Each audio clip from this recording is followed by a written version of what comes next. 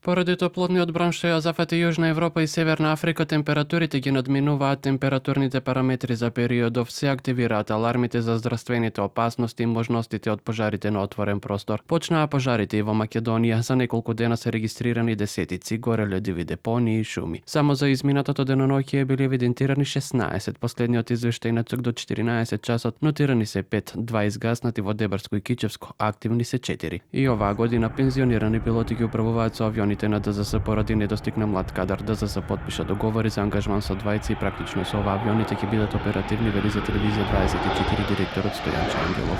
Подпишав договор со двајцата пензионирани пилоти на Ер Трактори. На тој начин пилотите се комплетирани, имаме 3 пилоти.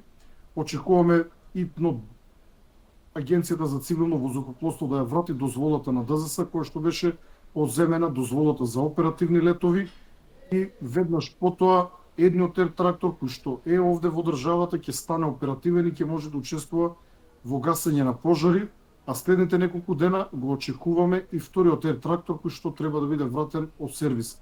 Додека за третиот ќе треба уште малку време, бидејќи има проблем со сервисот, истиот е одолговлечен.